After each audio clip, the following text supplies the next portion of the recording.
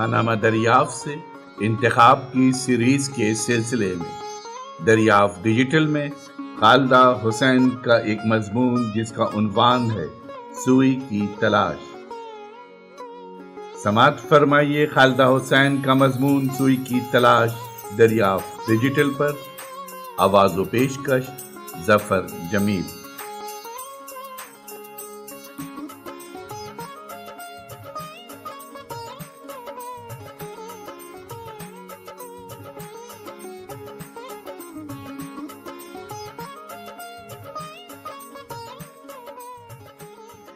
اس سلسلے میں ایک بات یہ بھی اہم ہے، دنیا کا کوئی پروفیشن تخلیقی فن پر خصوصاً ادب پر اس طرح اثر انداز نہیں ہوتا جس طرح کے ڈاکٹر پن۔ شاید اس لیے کہ وہ نہایت تفصیلی سطح پر جسمانی واردات سے واقف ہوتا ہے، انسانی وجود کے روم روم سے واقف۔ مجھے لگتا ہے کہ اسے چلتے پھرتے بھی انسان ڈھانچے نظر آتے ہوں گے، یا پھر الماریوں میں لٹکے دل، گردے، پھیپھڑے، شریانے۔ یہ لوگ بہت آسانی سے گوش پوش کی دنیا میں کھلنے والے ایک غیر مرئی دنیا کے دروازے کا پتہ رکھتے ہیں۔ یہ چاہیں تو رگوں میں دوڑنے والا لہو اور چربی زدہ جھلی میں ملفوف دھک دھک کرتا دل، اداسی، خوف، محبت کے سنہری سرخ سبز نقرئی مائع میں ڈھل کر سامنے آ جائیں۔ یہ ایک انوکھا ویژن ان کی دسترس میں ہے۔ ویل چیئر فضا سازی اور واقعہ نگاری کا مرکب ہے۔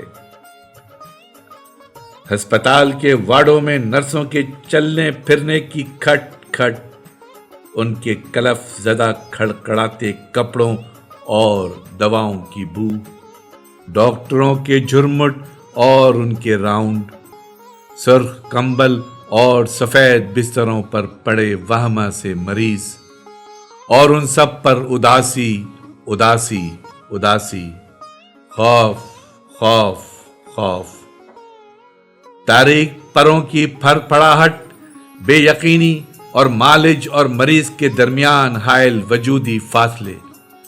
آخر تک قاری اندازہ کرتا رہتا ہے کہ کہانی کہنے والا کون ہے، کوئی ڈاکٹر، امپارشل اسپیکٹیٹر، یا ایک ہمدان راوی، آخر کون؟ مگر پھر وہ کہانی میں الجھ جاتا ہے۔ ہسپتال کی فضا پانچوں حواس سمیت اسے گھیرتی ہے۔ پھر دو متضاد شخصیتوں کے تقابل سے معاشرے میں انسانی اقدار کی تحقیر سامنے آتی ہے، مگر لکھنے والا خود کچھ نہیں کہتا۔ ایک مل مالک اپنی پوری سرمایہ دارانہ وجاہت کے ساتھ صرف 2 مرتبہ سامنے آتا ہے اور کہانی کی بنیاد بن جاتا ہے، اور ویل چیئر میں محصور ماضی کا عظیم فٹ بال ہیرو معذور بے بذات داستان پارینہ، جس سے پرانے وجود کی باسی مہک پھوٹتی ہے۔ اپنی تمام تر فتوحات کے باوجود انسانی بے بذاتی اور بے بسی کی کراہت آمیز تصویر، اور ان دونوں کو اس سیٹ اپ میں دیکھتی ایک تیسری آنکھ، ایک مریض۔ آخر میں ہم پر منکشف ہوتا ہے وہ عجیب و غریب ہستی جو انتہائی لا تعلق ہونے پر بھی سب سے زیادہ متعلق ہے، جسے اپنی ذات میں کوئی دلچسپی نہیں، ہسپتال کے مردہ مشینی ماحول میں اپنے پلنگ پر ساکت لیٹے لیٹے اس سیٹ اپ کو نہ صرف دریافت کرتا بلکہ ایک مکمل صورتحال بنا دیتا ہے۔ پھر سورج مکھی کو لے لیں، معاشرے میں خیر کی اقدار کے تقریب سے مغلوب ہونے کی کہانی۔ ایسا معاشرہ جہاں نامساعد حالات کے باوجود لوگ اسبات پر یقین رکھتے ہیں، مگر ان کی اطلاع کے بغیر ہر مثبت قدر منفیت کے زہر میں ڈوب جاتی ہے، اور یہی کچھ نئی نسل کے حصے میں آتا ہے، جسے وہ فطری سمجھ کر قبول کر لیتی ہے، کیونکہ اس نے हकीकत को इसी रंग में देखा है। तैतुस्सरा से वापसी 7वां दर खुलने की कहानी है। पुश्तों के फासले और बदलते हुए इंसानी रवैयों की दास्तान, जिसको एक किरदार का जाती एहसास कमतरी मुनकशिफ करता है। माजी की नस्ल बड़ी वसीउल कल्ब और हौसला मंद थी। उनके सीने राजों के मस्कन थे।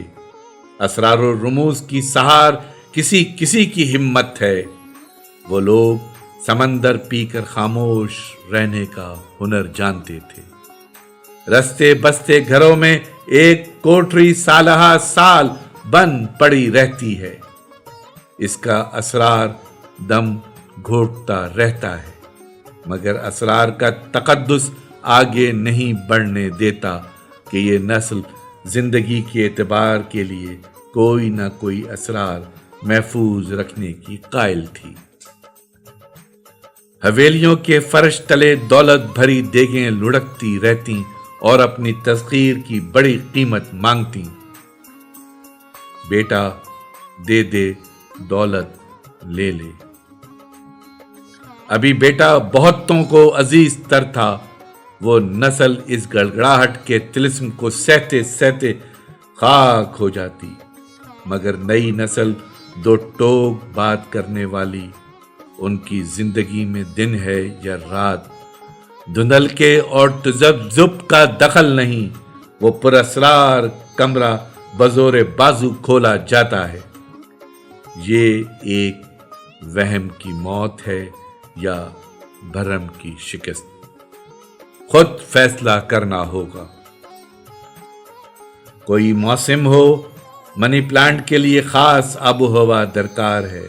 कुछ पौधे ऐसे हैं जिन्हें कोई मौसम भी हरा नहीं करता, और कुछ ऐसे जो सदा बहार हैं।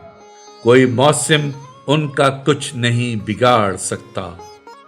इंसानी बंजरपन जमीन के बंजरपन से कहीं ज्यादा हैबतनाक है कि जिंदगी का एतबार गंवा देता है। इंसानी राब्तों को घुन की तरह चाट जाता है। मनी प्लांट कैक्टस में ढल जाता है। अनवर जाहिदी के यहाँ मौज़ूआत का फैलाव है। माशरती मसाइल उसकी घुटन और जब्र के साथ साथ फर्द के एहसास तन्हाई और तामीर में मुजम्मर तकरीब की सूरत। जहां कहीं उसने सियासी जाविया नजर इख्तियार किया है, उसकी कहानी खबर बन गई है। रेल कहानी सहाफत का रंग इख्तियार कर गई है। यहां फिर हकीकत निकारी और इफादियत और नजरिया का मर्तबान कहानी को कैद करता है। कहानी निगार की जात सामने आ जाती है। कारी को हुक्म देती है, ये देखो, इस तरह सुनो और इस नतीजे पर पहुंचो। अनवर जाहिदी की कुछ कहानियां ऐसी भी हैं जिनसे उसका ये खौफ जाहिर होता है कि कहीं ऐसा ना हो कि कहानी कारी की समझ में ना आए। लिहाजा वो इंतहाई फिक्रमंद होकर उसे वाजे कर देता है। लिखने वाला यह हरकत वहां करता है जहां वो दो कश्तियों का सवार रहना चाहता है। पढ़ने वाले से पूछता है कि बता तेरी रजा क्या है, और उधर नक्काद को भी जरा सब्र से काम लेने का इशारा देता है। हक है कि माशरती तनकीद का फरीजा यूं ही अदा किया जाता है। मगर मैं अनवर जाहिदी की इन कहानियों का जिक्र करूंगी जिनमें मौसम बोलते हैं, हवाएं पैगाम लाती हैं और बारिशें गुजरे और आने वाले लम्हों को एक कर देती हैं। यहाँ परिंदों की आवाजें तहत शऊरी और काबूसी तजुर्बे में ढल जाती हैं। फूल, पौधे, मट्टी एहसास तलाज़मत के साथ वाक़यात को जगाते चले जाते हैं। बांझ औरत بے روزگار نوجوان، اعتماد ذات سے محروم ادھیڑ عمر آدمی، تخلیقی کرائسس میں گرفتار لکھاڑی، تقدیر اور تقدیر محض کا لمحہ، ہونے نہ ہونے کے تجربے کی حیرت، اس سے بڑھ کر افادیت اور سماجی عکاسی اور کیا ہوگی؟ سو انور زاہدی کی کہانی اس دور میں غنیمت ہے کہ وہ واقعی مختصر ہے اور کہانی ہے۔ ریڈیبلٹی اس کا بنیادی وصف ہے، بس خدشہ یہ ہے کہ کہیں یہ بھی لکھتے لکھتے کانشس نہ ہو جائے اور پھر وہی ہو جو ایسے لکھنے والوں کا ہوتا ہے، وہ اپنی تحریر کا کلیہ دریافت کر لیتے ہیں اور یہ ایسا حمام باد گرد ہے کہ اس میں سے باہر کا راستہ معلوم۔ میں نے اس مجموعے کے بعد اس کی دیگر کہانیاں نہیں پڑھی اور انہیں پڑھے بغیر مستقبل کے بارے میں کچھ کہنا مشکل ہے، مگر انتظار رہے گا کہ اس جیسا کثیر المطالعہ شخص اپنی کہانی کو کس طرح زندہ رکھتا ہے اور شجر حیات کی پھننگ پر بیٹھی بلی دھاڑتے شعر سے کیا کہتی ہے۔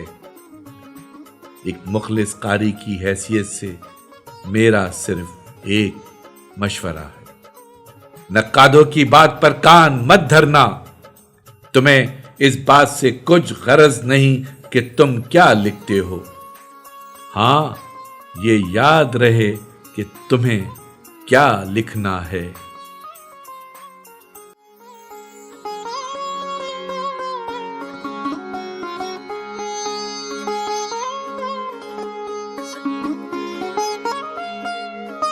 آواز و پیشکش ظفر جمیل۔